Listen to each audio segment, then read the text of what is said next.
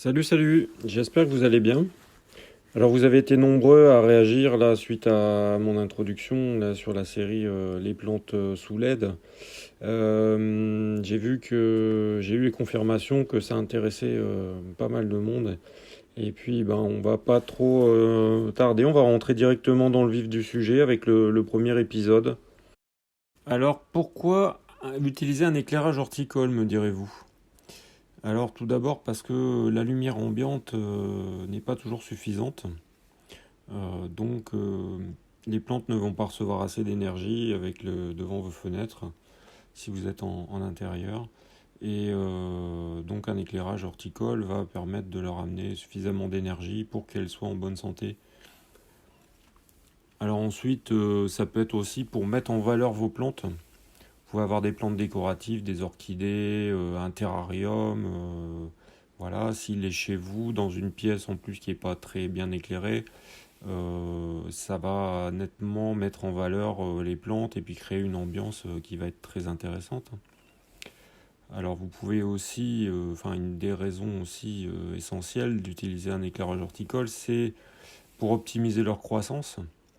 Euh, Quand vous avez besoin ou envie qu'elles poussent vite, hein, qu'elles soient en pleine santé, ou alors que vous avez envie de les reproduire, hein, simplement pour leur faire des petits et en avoir tout plein, tout plein. L'éclairage horticole, ça peut être très très intéressant. Surtout qu'on peut du coup, on peut contrôler parfaitement tous les paramètres de l'environnement en intérieur. Hein. En culture indoor, on peut vraiment optimiser la croissance d'une plante et faire qu'elle pousse même plus vite que dans son milieu naturel, parce que dans le milieu naturel, les plantes ont tout un tas de stress. Hein. Et puis, ben, dehors, il y a le soleil, ok, mais il y a des jours où il fait pas beau. Alors, il y a aussi les saisons. Hein. Si vous êtes, par exemple, passionné de piments, vous adorez les piments, vous plantez dans votre serre à l'été tout plein de piments différents, tout plein de variétés, et que vous vous retrouvez à l'hiver un peu triste parce que bon, bah, votre passe-temps favori est en stand-by jusqu'au printemps prochain. Vous pouvez cultiver vos piments facilement dans un coin de la maison avec un bon éclairage et faire des récoltes à l'hiver. Alors ça peut être aussi l'éclairage horticole parce que la lumière est trop intense. Moi je suis un peu dans ce cas-là. C'est que j'ai des plantes qui sont des plantes d'ombre qui ont besoin de lumière, mais pas beaucoup, qui sont à l'ombre d'autres plantes. Et dans les pièces que j'ai chez moi, ben, il y a des zones où vraiment il n'y a vraiment pas de lumière. Alors si je les mets devant une fenêtre, ça leur donne trop de lumière, elles brûlent. Et si je les mets pas devant une fenêtre, eh ben, elles n'ont pas assez de lumière et puis ben, elles poussent pas assez vite à mon goût. Puis j'arrive pas à bien les reproduire, tout ça, donc à les faire fleurir, à les faire fructifier. Donc je leur mets un éclairage qui permet ben, d'avoir une luminosité contrôlée et une croissance maximum. Donc parce que comme ce sont des plantes qui ont un développement vraiment très très lent, ça permet qu'elles soient vraiment au top de leur croissance, de leur vitesse de croissance. Voilà. Alors la dernière raison pour utiliser un éclairage horticole, ça peut être aussi pour des histoires de photopériode, parce qu'il y a des plantes qui sont dont la croissance, ou par exemple la floraison, la fructification, sont liées à la photopériode, c'est-à-dire à la durée du jour. Et donc en extérieur, par exemple à l'été où il fait 16 heures ou voire au printemps, enfin vers le solstice, 18 heures de lumière par jour, ces plantes-là ne vont pas fleurir, ne vont pas faire de fruits. Et donc quand on a avec un éclairage horticole et puis dans un environnement indoor, on peut leur donner les 12 heures de nuit dont elles ont besoin. Voilà, donc ça c'était les bases, voilà, les raisons pour lesquelles on peut ou on doit utiliser un éclairage horticole. Donc nous avons vu les différentes raisons qui nous amènent à utiliser un éclairage pour nos plantes.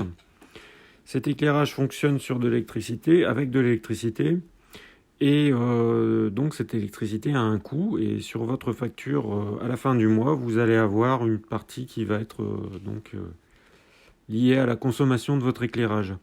Donc je vais vous expliquer très simplement comment calculer le montant de votre facture d'électricité liée à votre éclairage horticole.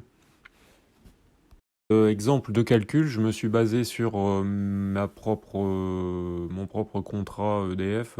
Donc en France, actuellement en 2021, j'en suis à peu près à 0,19 euros, 19 centimes d'euros en heure pleine et 14 centimes d'euros en heure creuse.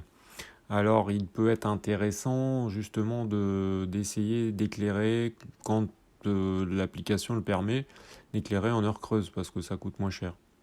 Alors ça a quand même beaucoup augmenté puisque les heures pleines, il y a une dizaine d'années, c'était même pas 11 centimes. Donc pour vous dire, ça a vraiment quand même augmenté. Ici, je vais prendre l'exemple donc d'une lampe de 100 watts allumée 12 heures par jour. Donc on a 100 watts, c'est 0,1 kW, fois 12 heures, fois 31 jours sur un mois. Bon, on peut prendre aussi une base de 30 jours. Il y a tous les mois ne font pas 31 jours. Ça fait donc 37 kilowatts. Et ces 37 kilowatts, moi ici à 0,186 euros le kilowattheure, ça fait du 7 euros par mois. Donc voilà, on a une base de 7 euros par mois pour 100 watts, pour 12 heures par jour. Alors on va parler maintenant des timers, ce qu'on appelle aussi les programmateurs journaliers. Alors c'est ce qui permet d'allumer et d'éteindre la lampe de façon automatique chaque jour, sans avoir à appuyer sur le bouton ou à débrancher la prise. Voilà, ça permet aux plantes d'avoir une régularité dans l'éclairement, ce qui est une chose importante et ce qui peut être même primordial dans le cas des plantes photopériodiques. Donc il existe plusieurs types de timers. Les premiers les plus rencontrés, c'est les mécaniques. Donc les mécaniques, je déconseille un peu. Pourquoi? Parce que un mécanique, si on a une coupure d'électricité, il va s'arrêter où il est. Et quand l'électricité va revenir, il va reprendre où il était. Ce qui fait, si vous avez 2 heures de coupure d'électricité, par exemple, bah, les plantes vont recevoir 2 heures de plus de lumière le soir. Donc il faudra réajuster à chaque fois. Et puis bon, c'est pas extrêmement fiable. Voilà, en plus avec le temps, ça s'use. Le mieux, c'est les électroniques. Les électroniques, ça, si il y a une petite batterie dedans, si jamais vous avez une coupure de courant, ben, ça reprend où ça en était. Vos plantes seront quand même allumées ou éteintes à la même heure que d'habitude. Et puis, c'est beaucoup plus fiable. Je trouve que c'est beaucoup plus fiable. Alors, ça coûte un timer entre 5 euros et 15 euros, on va dire. Voilà. Avec les timers mécaniques et certaines lampes LED, il peut parfois y avoir aussi un petit problème, c'est que la lampe reste un peu allumée alors qu'elle doit être complètement éteinte. Et il peut rester des LED légèrement allumés à cause de courants de fuite et de choses comme ça. C'est des phénomènes qu'on voit beaucoup moins avec des timers électroniques. Ensuite, il est intéressant de parler aussi d'un petit appareil électronique qui coûte pas cher, qui peut être fort utile. C'est un contrôleur de consommation ou un consomètre. Alors ça coûte entre moins de 10 euros jusqu'à 30 euros. Et ça permet de voir la puissance exacte d'un consommé d'un éclairage. C'est-à-dire que vous avez une fonction wattmètre, vous branchez votre lampe dessus et ça va vous dire exactement quelle puissance est consommée en temps réel. Donc si vous, par exemple, vous avez à dimmer la lampe, c'est-à-dire à modifier sa puissance via un potentiomètre, ben, vous pouvez savoir comme ça à quelle puissance vous êtes. Et puis aussi, ça vous permet de contrôler quand vous recevez une lamplette que vous avez achetée, que la consommation annoncée par le fabricant, elle est bien ce qu'elle est dans la fiche technique. Parce que souvent, les fabricants ont tendance, alors maintenant, on parle plus de consommation réelle, mais il y a encore quelques années, c'était systématiquement, les fabricants disaient, voilà, lampe de 400 watts, alors qu'ils en consomment 100. Alors, je vois pas comment une lampe de 400 watts, elle peut consommer 100. On ne crée pas d'énergie, on crée pas de, ouais, voilà, on crée pas d'énergie. Donc c'est important de contrôler la puissance consommée exacte d'une lampe. Voilà, et ce petit appareil-là, ça peut être très pratique pour ça. Alors en gros, si vous avez un projet de vous équiper avec une lampe horticole, mettre de la lumière sur vos plantes, il faut partir déjà de la surface, c'est très important, de la surface cultivée. Donc la surface cultivée, généralement, c'est un carré ou un rectangle, hein, qui a une longueur et une largeur, et cette surface, donc, c'est la longueur multipliée par la largeur. Et on obtient donc cette surface en mètres carrés. Et en fonction de cette surface en mètres carrés, ensuite, et en fonction du type de plante que l'on a, on sait à peu près, on peut trouver des données sur quelle est la puissance qu'il faut mettre sur une surface donnée. Donc ça va permettre de dimensionner la lampe, de savoir à peu près quelle puissance de lampe il faut.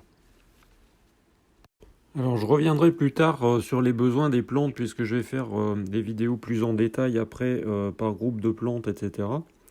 Et parce que la puissance elle-même, la puissance en watts, ben, elle dépend de l'efficacité de la lampe, hein. Il y a des lampes qui sont plus ou moins efficaces. Et puis elle dépend aussi de la durée du jour.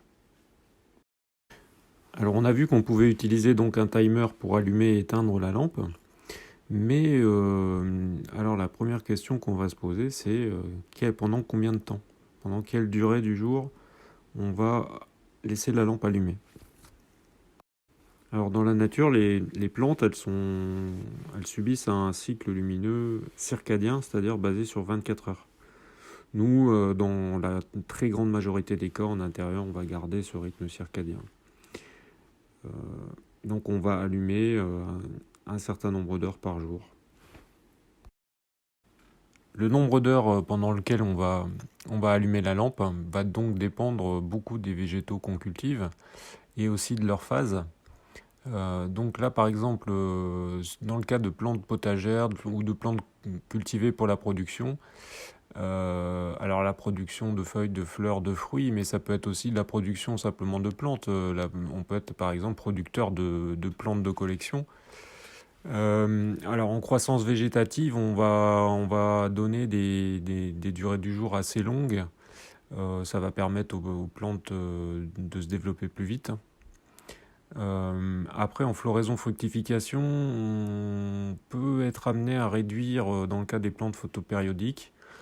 Sinon, par exemple, si on veut faire fleurir et fructifier, si on veut faire pousser des piments chez soi à l'hiver, on peut très bien leur laisser 16 heures de lumière par jour pour qu'ils prennent un maximum d'énergie. C'est pas une plante photopériodique, donc ça va pas la gêner.